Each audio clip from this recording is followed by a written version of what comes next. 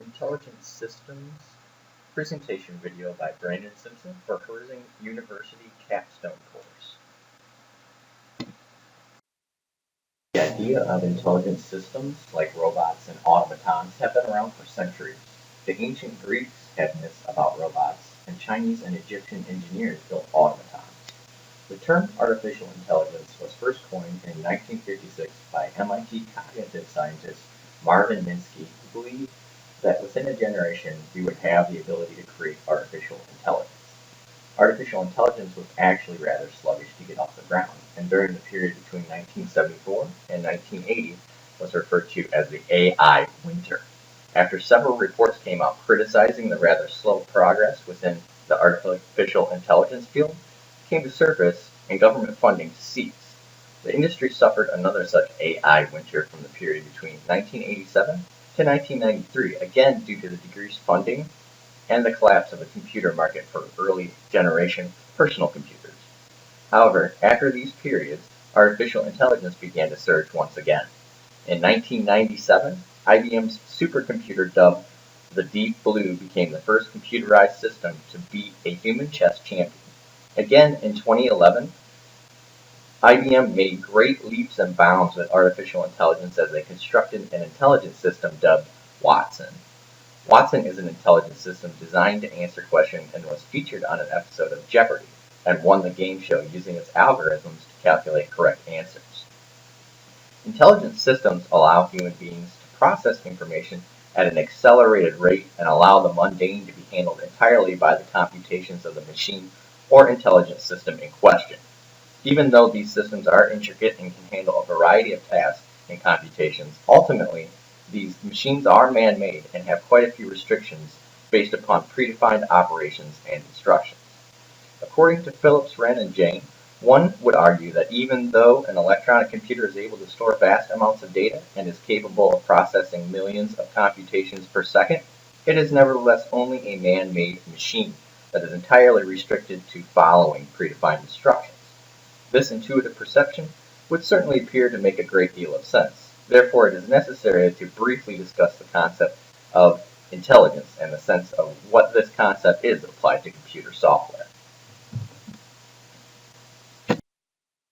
Intelligent systems are designed in order to alleviate humans from scouring over a limitless supply of data and from mundane tasks such as computation. The intelligent system is a system that incorporates intelligence into applications which are handled by a machine or a set of machines in order to perform a set of activities such as searching, learning capabilities, and optimization tasks with the use of algorithms. An algorithm is a set of mathematical instructions which give the machine step-by-step procedures for completing a task. The algorithm in an intelligent system are used to process, calculate, and reason. According to DeAngelis, to make a computer do anything, you have to write a computer program. To write a computer program, you have to tell the computer step by step exactly what you want it to do. The computer then executes the program following each step mechanically to accomplish the end goal. When you're telling the computer what to do, you also get to choose how it's going to do it. That's where the computer algorithm comes in. The algorithm is the basic technique used to get the job done.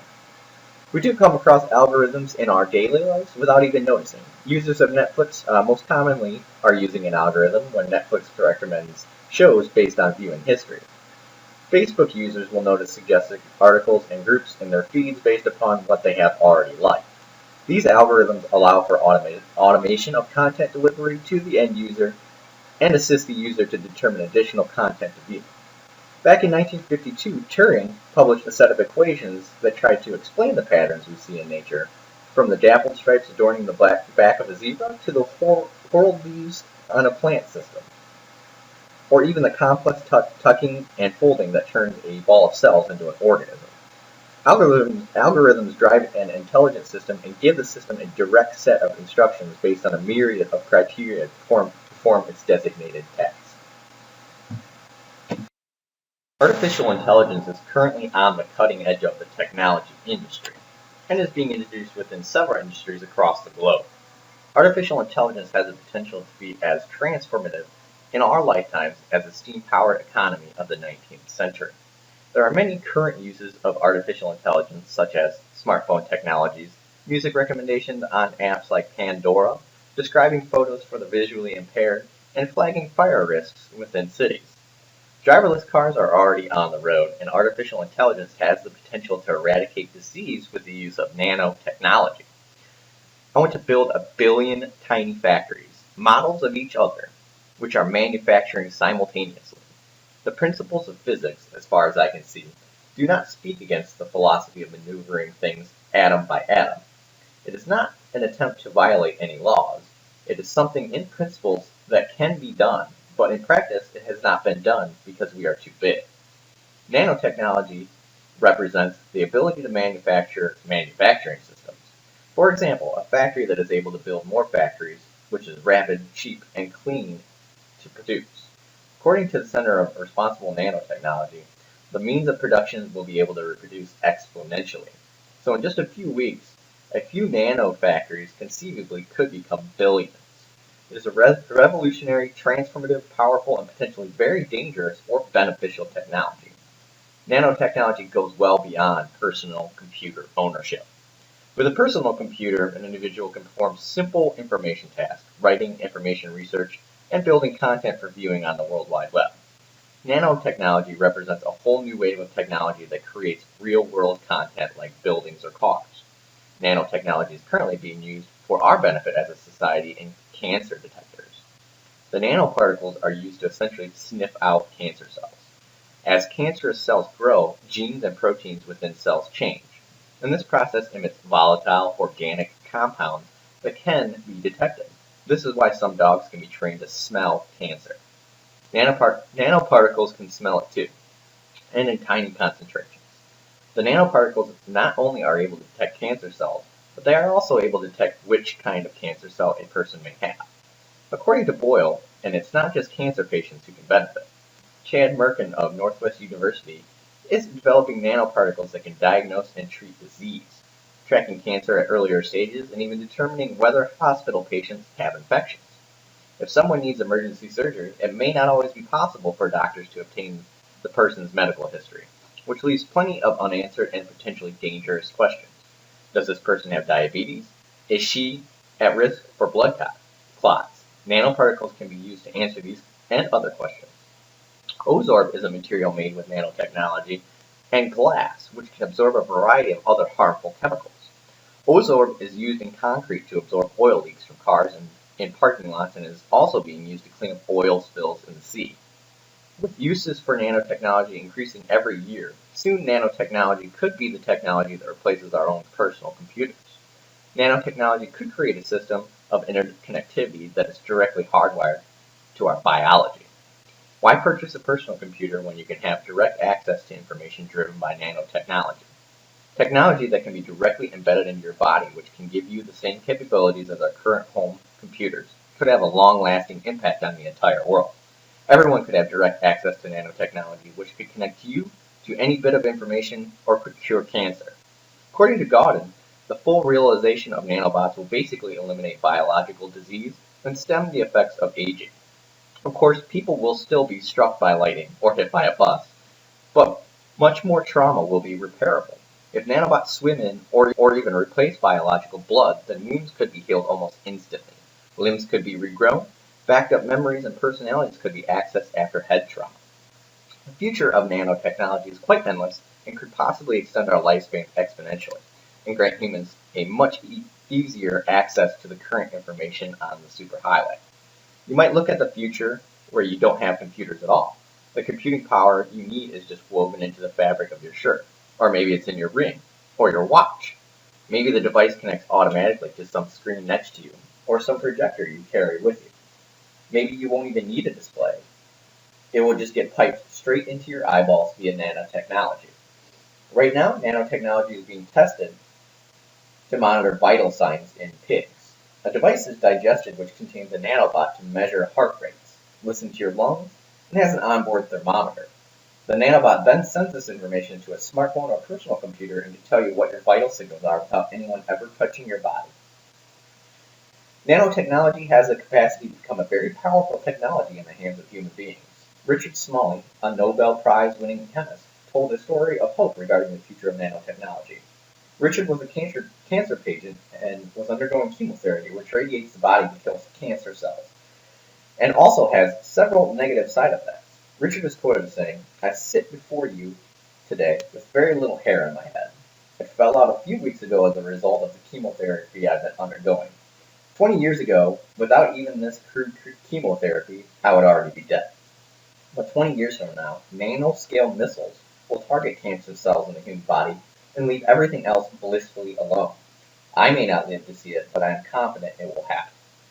With nanotechnology, the possibilities seem endless. A strip of aluminum can be reduced in size and still behave like aluminum.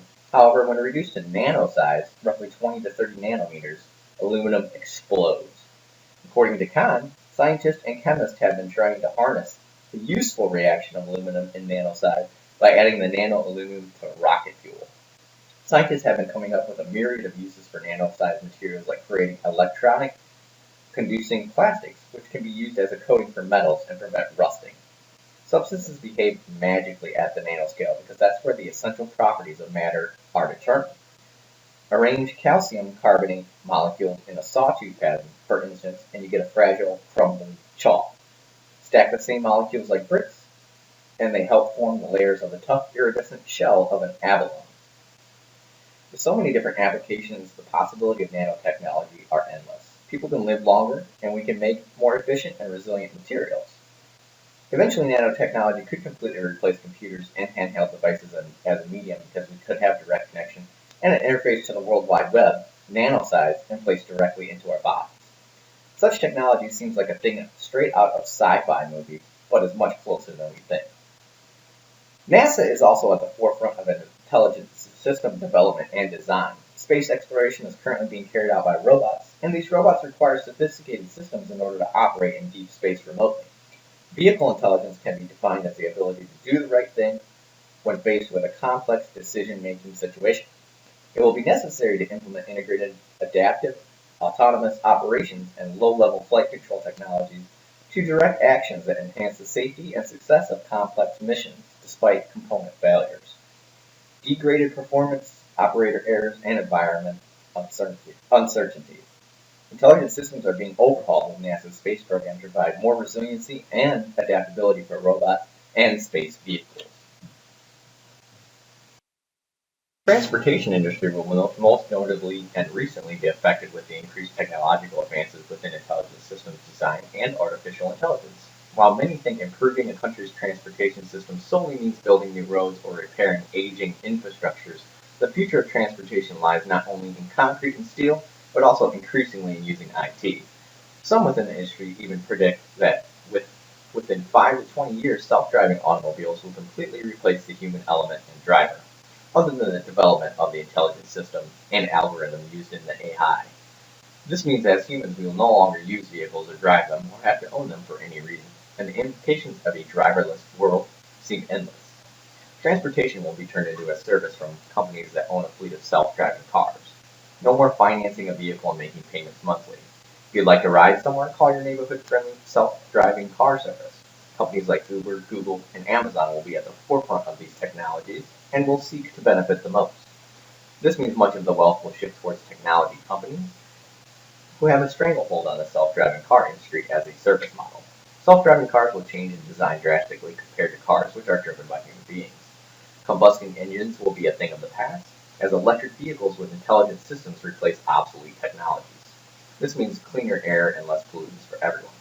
Parking may even become obsolete, as the self-driving car as a service industry will not require vehicles to stay in place and wait for the consumer after being dropped off. Parking lots can be repurposed for other needs or sold for space for other businesses. Policing traffic for violations will be another thing of the past, as police will be able to focus on other crimes and activities. Vehicles may even change drastically as well. There will be no more local machines, mechanics, car dealers, consumer car washes, auto parts stores, or gas stations. The auto insurance industry as we know it will go away, as will the significant investing power of the major players of this industry. Most car companies will go out of business, as will most of their enormous supplier networks. There may be even fewer net vehicles on the road within 5 to 20 years, maybe one-tenth, perhaps even less vehicles as there are now.